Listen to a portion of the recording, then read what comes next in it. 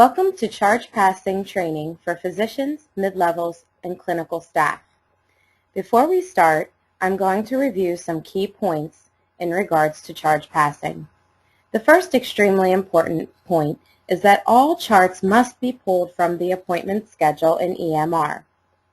If a provider attempts to sign off on the chart and it was not pulled from the appointment schedule, a yellow triangle and error message will appear in the sign-off window stating that this encounter cannot be billed electronically.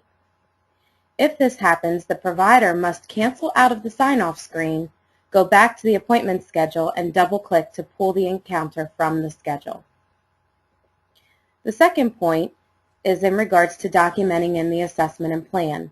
All orders and procedures that you want to bill for must be ordered in the assessment and plan. All orders and CPT codes must reflect the actual provider or the ordered for provider on the order. The ordered for provider can be edited within each ordered code by right-clicking on the CPT code, selecting Edit, and changing the ordered for field so that it reflects the proper ordered for caregiver. This also may be defaulted to the appointment caregiver under caregiver customizations that we will review at a later time in the training. The final key point is that you must use valid diagnosis codes. All labs and procedures must be linked to a valid diagnosis code, and only system-delivered diagnosis codes should be used. If a SNOMED or a free text code was used, that code will pass to the PM system, but no diagnosis code will pass along with it. An error message will also appear during the sign-off. The billing status will need to be changed, or a different lab procedure with a valid diagnosis code will have to be chosen.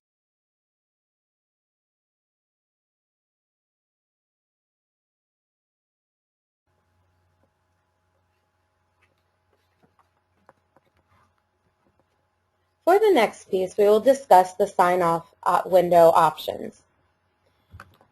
It is important to not select Bill from the history and physical screen. This can lead to duplicate charges. It is important to ensure that you are selecting Sign Off. The Sign Off window will appear, and the encounter type will be set to whatever the default is. In this case, we'll leave it as an office visit. The billing provider must be selected correctly as the provider. The billing level will default based on what was entered in the assessment and plan window or what the default is listed in the system. The site default is going to send a generic office visit code to the billing system of 9999X.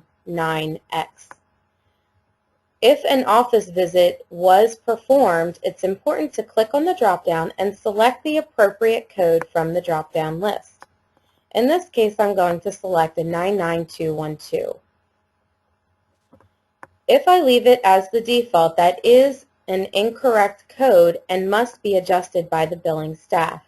It's important that the provider select the correct code during this phase. Use Billing 1 and Billing 2 to document to an E&M visits.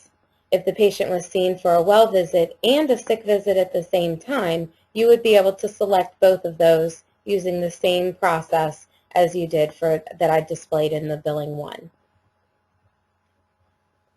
If the patient has a preventative or physical type visit with a sick or chronic disease follow-up, the preventative or physical should be listed in Billing 1.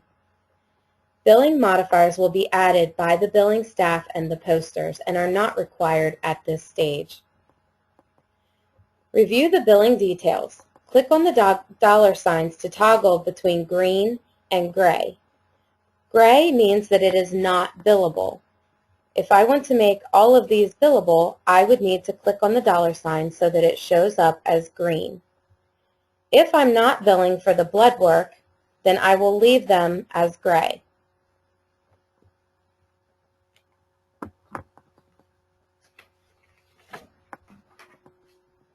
There are a few little carve-outs for different types of visits. For office visit, the encounter type is a For the encounter type, a billable encounter type must be chosen. Select the appropriate billing provider. For billing level 1, select the billing level that would have been chosen on the fee slip or the route slip. That would be the 99 code typically. For billing 2, select the second billing level if it applies. Under the billing details, green will be billed and gray will not be billed and can be toggled by clicking on the dollar sign or the dollar bill. For procedure-only visits, the encounter type you should select the procedure billable, which you can find by scrolling down through the encounter types.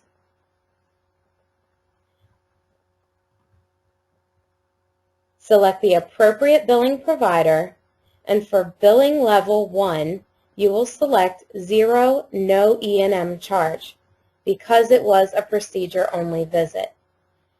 In the billing details window, you'll then make sure that the procedure that was performed has a green dollar sign and is listed as billable in order to bill for that procedure. For nurse visits, the encounter type should be billable visit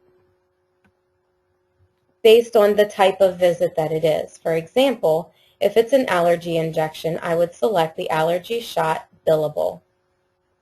For the billing provider, I will still select the billing provider, which is usually a physician. Under the billing level, I will still select no E&M charge. Under billing details, the injection should be marked as green so that it will actually be billable to the insurance. It is important to make sure that the ordered for provider is correct in the assessment and plan before signing off. Once you have selected all of the appropriate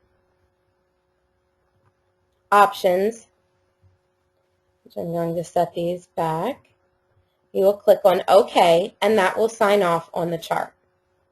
For training purposes, I'm going to cancel and not sign off on this just yet. For historical updates, phone encounters, and other non-billable visits, the encounter type would be listed as non-billable, the billing provider would be left blank, and the billing 1 level would be 0 no E&M charge. Review the screen before signing off, and no billing details are required for historical updates. For crisp follow-up calls, the encounter type should be entered as transition of care non-billable. The billing provider will once again be left blank. The billing level 1 will be 0 no E&M charge, and the billing details are not required for a transition of care visit.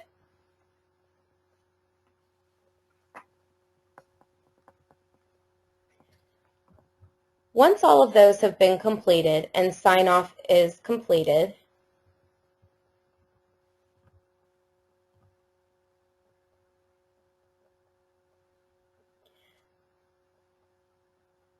the clinical summary can be printed, and then the encounter will be sent over to the PM system for billing.